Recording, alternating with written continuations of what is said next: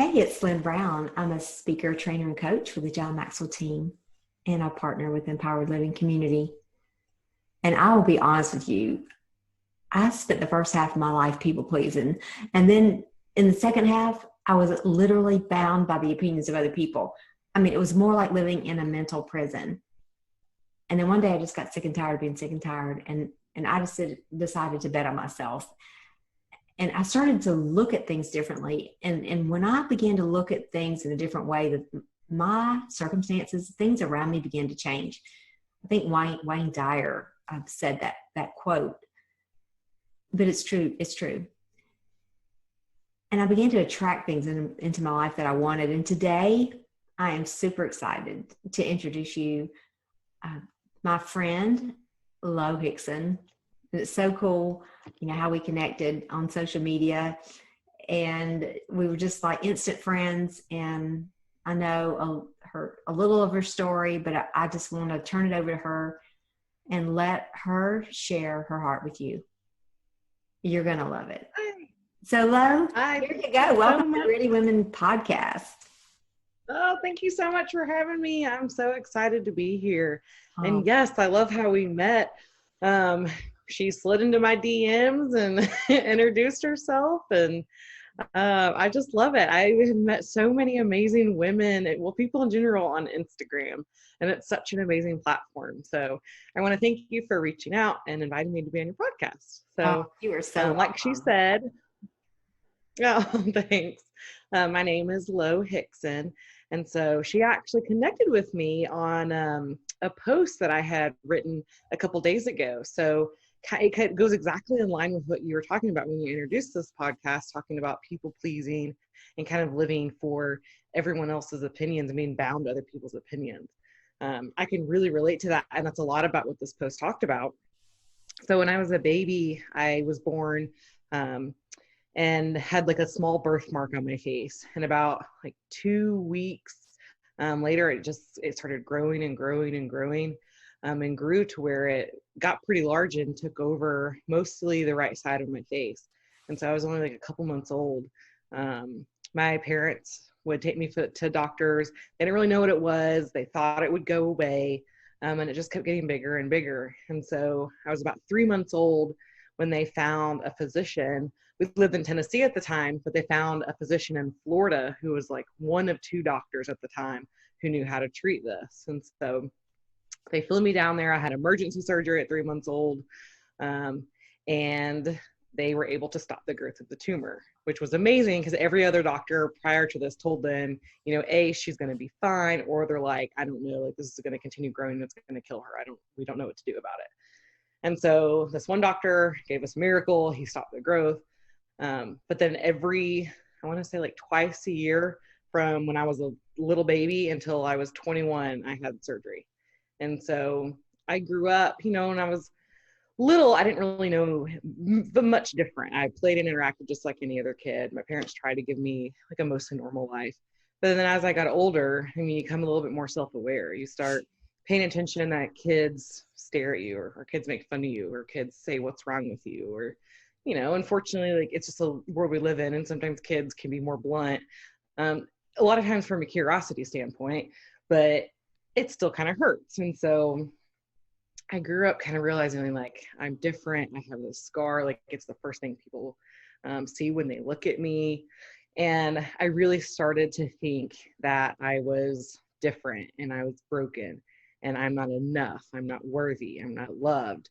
And so then I kind of learned to live my life in a very outgoing manner, but it was more in a people-pleasing way. Like I wanted to do whatever I could to feel accepted and to feel included and to feel love. I didn't want to feel different. I already felt different every single day. And so I just wanted to feel accepted and just feel like a normal kid. And this really translated a lot as I just continued to get older. In high school, I struggled a lot with like eating disorders and disordered eating. And it just really affected my body image in a lot of ways. And so I was constantly trying to change things about myself. Like, what if I lose weight, will it make me love myself more? Or if I, get into all these different physical activities and like I'm more fit, will that make me feel more included, more loved, more worthy? And the answer to all that, I didn't know then, but no, it doesn't. And so this led throughout my young adulthood, and really until about like 2 years ago, I started kind of just like looking back on some of the behaviors I was having and some of the relationships I had and failed. And I didn't realize it when I was going through it, but I realized at about like 28 that I was putting so much on other people to tell me like my worth. And so if I wasn't in a relationship and there was no one there really like validating me as a person, like I didn't give myself those same validations. I didn't tell myself like, you're pretty, you're enough, you're worthy, you're amazing just as you are. I didn't believe any of those things. And so it wasn't until really I was in and out of relationships, and I wasn't really good at relationships anyway. Like I was always looking for like the fast way out because I didn't love myself. I didn't understand how other people would love me. I couldn't understand, well, I don't like, why would they love me? Like I'm so different and I don't look the same as everybody else. And I could not understand. I did not understand why someone would want to be in a relationship with me. And so I always assumed I was just waiting for it to end, and I had one foot out the door always. Like I could never really trust and put all of me into somebody like else and really try.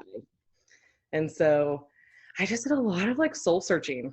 I was like, all right, Lo, like what's going on? Like you gotta get your crap together.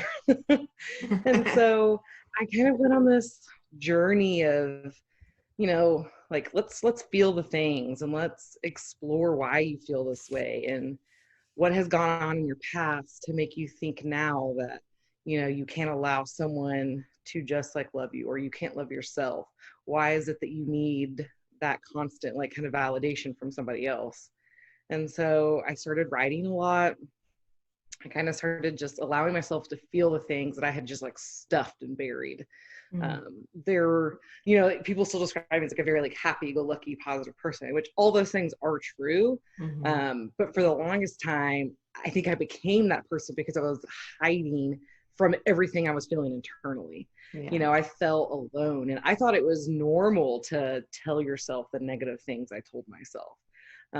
But at the same time, I also felt alone. Like I didn't share that with anybody. I didn't tell like my girlfriends, like, hey, like I'm feeling XYZ. Like, is that normal? Do you guys feel that? Like, I don't know. I don't know that I understood that I had control over the thoughts in my head. And so I think I hid a lot of what I was feeling in this like really outgoing, bubbly personality. And that's still very much who I am. But now like I process my emotions and feelings a lot differently. And you believe now that you are beautiful and you are enough, and you're not, as you said earlier, you're not broken. I mean, we're all in process. I know that, but who you are as a person, you value who you are. And that's so beautiful about you. Yeah. Now I can look at myself and, and the thing is, it's not like I'm this, wonderful person, perfect person now who like never feels unworthy or doesn't get triggered like I do. I actually had this conversation with my partner last night. It's like, no, I still like sometimes get triggered by those things. And I still sometimes those negative thoughts creep back in, and I still have that lingering, I spent 28 years telling myself that same narrative. That's not suddenly going to go away after, 2 years of consistent work. I think the difference is that if it triggers me, I can get out of it much quicker. I don't go down the spiral that I used to go. I don't go down the same thought process. I don't get the same like anxiety. I don't get the same desire to, I need to change myself to become someone different. Like I don't go down that path anymore. But it's still, of course there's still days when I struggle and, those feelings creep back in. I just know now how to deter them to where I don't live in that headspace long-term anymore like I used to. Right. Let me ask you a question there, just thinking about that. And that's so awesome to be able to, just the fact that you're aware that you've come from that place to where you are now. And no, we're not all perfect, and we never will be, but just the awareness that you have. And so I know right now there's somebody listening that's going, gosh, this sounds like my life, even though it's not the same story, but it sounds like how I, talk to myself. What was the thing, or a few things, what were some things that when you recreated, that mindset, what was something that you did when those thoughts would come? And honestly, through all the mentoring that I get every week, we know that those triggers, those voices, whatever you want to call them, they're not going to ever totally go away, but they don't have to control us. So what did you do specifically to begin to reset that mindset? So a lot of it I spent, I wrote down, I think, my feelings, and not just my feelings, but I wrote down my fears, all those things that I like stuffed so deep into my core that I never allowed myself to, like, I knew they were there, but I never allowed them to like be spoken, or I never allowed them to come out in like words. I wrote all that, like, I don't feel pretty, I don't feel worthy, I don't know why people would look, like, I just wrote down all those awful raw like thoughts that I have spinning, but I put them down on paper and just like wrote, and I So wrote powerful. and I wrote, and like I wrote a letter like to myself. So I wrote down all those things, but then I turned around and wrote like a letter to myself, and I kind of did it as like, well, what would you want to tell yourself? And so then I kind of wrote like a letter to me. But that was just, it was the beginning. But I think writing for me was such a powerful journey, because I think we do tend to like really stuff inside a lot of those feelings. And writing them like gets them out, so you're no longer, or at least for me, like I'm no longer just like sitting with those thoughts all just stuffed in my head and my body. I can write them, and then I almost just like release them, like, okay, it's out into the open, this is how I feel, so now what can I do to like change that? Like, what is there something tangible I can now do to change that? And so I did a lot of reading. I read a lot of books that actually talked about how your like mindset works, which was incredible, because I'll be the first to admit I had no clue that me had control over the thoughts in my head. I just assumed they were always going to be there, being a little brat and negative and whatever. And that is not the case. Lo, have control over what goes on in my head. So learning that was amazing to me. Yeah. And then I go to therapy. I still do. So I started that a couple years ago as well. And that brings a whole new light to things, because she's really able to talk to me and find like scenarios like in my past, like, well, these situations happen, these experiences happen, these traumas happen. Of course you feel the way you do feel now. Like, that doesn't make you crazy. That doesn't make you, abnormal. Like, that's normal to feel those things, but like, let's just learn how to handle them in a better way. And so just getting, I think, all that stuff out and in the open is hands down the most. And my default now is writing. Now I have a whole, tons of techniques I try to do to handle things. I can meditate, or I'm really big on affirmations and mantras, and all those took time. But now still my go-to, if I'm like in a funk and it's just like I'm having this circling thoughts and I can't get them out, my go-to is still to write. And as soon as I write, it literally feels like weight has come off my shoulders, because I can look at it, acknowledge it. These are my fears. These are my concerns. Are they valid? Most of the time, like, no, most of the times they're not. And then if they are, then what can I do to fix the things that I'm worried about? So. That's right. That is so powerful and such a great tool. And, I was a little bit like that too. Not a little bit, a lot like that growing up. I just stuffed everything down. I just had this little smile on my face and everything was fine. Happy, happy, happy. And, I just stuffed all the junk down. But once it's out in the open, once the dark is brought into the light, it no longer has power over us. And, that is such a powerful message. If we had hours, we could just go on for days just talking about that. But I'm glad you brought that up, because it's so true. Once we can speak it or get it out on paper like that, it no longer has that power over us. So, wow. Wow. Yeah, I agree. It's incredible how you can take the power away from certain things. And I'll touch on another brief thing that has helped me a lot. I spoke a second ago about how I really like mantras and affirmations. And, the first time, again, I mentioned how I like reading books. So that was brought up in one of the books I read. This is kind of the process of I can't talk right now, rewiring your brain. Yeah. And part of that process, they were like, okay, we'll start with affirmations. And some of them were like, to me at the time, very outlandish. Like, you're amazing and a warrior and a goddess and like you got this, and I'm like, oh come on, like I am not gonna say that to myself. Like that is so far from true. And like now I actually do say stuff like that. That is awesome. But when I started, I was like, oh, get out of here. Like, there is no way. Like, I cannot even say that to myself and take myself seriously. And so I kept reading though, and I was like, okay, well, let's see if there's like something that I could find that does hold a truth to me, but isn't so like out there for me. Because I was not in a place where I was ready to like speak all these amazing things. I was like, I'm just trying not to help, like trying not to hate myself. So Yeah. like I can't go from 0 to 100. Right. And Just so take the next one step. of Yeah. exactly. And so one of the ones that helped me the most in that book, it said, why don't you just start? They're like, if none of these apply, which I was like, oh, yeah, sister, none of these apply. It was like, start with telling yourself, I'm getting really good at telling myself positive things.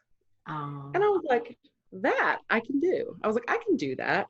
And so I was like, that seems believable. That seems like a small actionable step I'm ready to take. I am ready to start like telling myself positive things.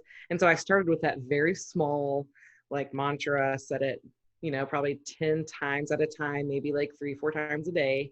And after like a couple weeks, I started noticing like you start telling yourself that enough. And I would just tell myself, you're getting really good at telling yourself positive things.